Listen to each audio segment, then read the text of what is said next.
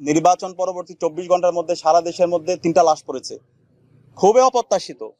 এই জুলাই বিপ্লব পরবর্তী যদি এইভাবে আবার লাশের কথা আমাদের শুনতে হয় এবং শতাধিক জায়গায় আমরা হামলার চিত্র আপনারা দেখতে পেয়েছেন, আমরাও প্রতিনিয়ত পাচ্ছি।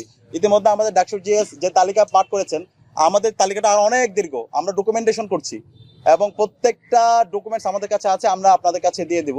তো এটা আমরা অবাক হয়েছি, যেখানে এই জুলাই বিপ্লব হয়েছে এই ফেসিবাদী কাঠামো ভেঙে দেওয়ার জন্য, হাসিনাবাদী যে রাজনীতি সেই রাজনীতিকে ভেঙে নতুন রাজনীতি বিনির্মাণ করার জন্য। কিন্তু আমরা দেখতে পাচ্ছি সেই হাসিনার রাজনীতি, যে ফেসিবাদী আমলে যেমন দেখতে পেয়েছি নির্বাচন পরবর্তী সহিংসতা, মারামারি, হুমকি, দেখে নেওয়ার হুমকি, সেই রাজনীতি আমরা আবার দেখতে পাচ্ছি।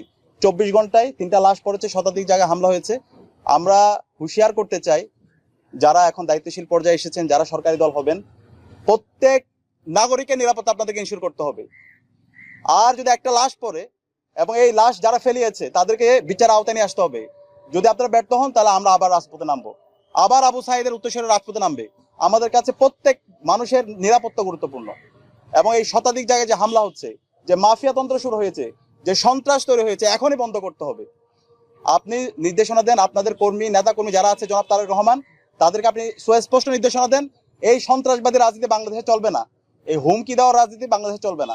আমি আন্তরিকভাবে ধন্যবাদ জানাই 11 দলীয় জোট এবং 11 দলীয় জোটের বাংলাদেশ জামাত ইসলামীর আমির ডাক্তার শফিকুর রহমানকে।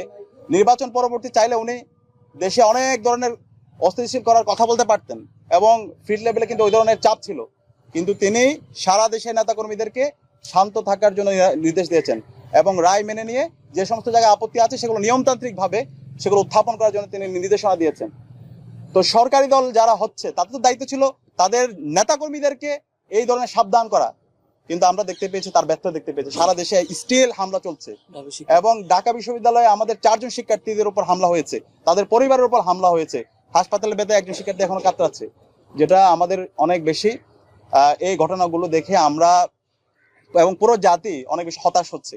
তা আমরা আশা করব বিএনপির জায়গা থেকে এবং যারা সরকারি দল হচ্ছে এই জায়গায় যারা এই সমস্ত হামলা করছে এবং এই ধরনের হুমকি দিচ্ছে তাদের বিরুদ্ধে যেন দ্রুত সময়ের মধ্যে ব্যবস্থা গ্রহণ করা হয়।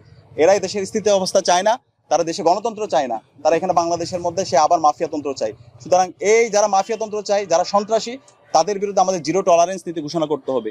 আমরা আশা করব জনাব তারেক রহমান সে জায়গায় তিনি তার নেতাকর্মীদেরকে সামলাবেন এবং দেশের একটা সুন্দর গণতান্ত্রিক পরিবেশ নিশ্চিত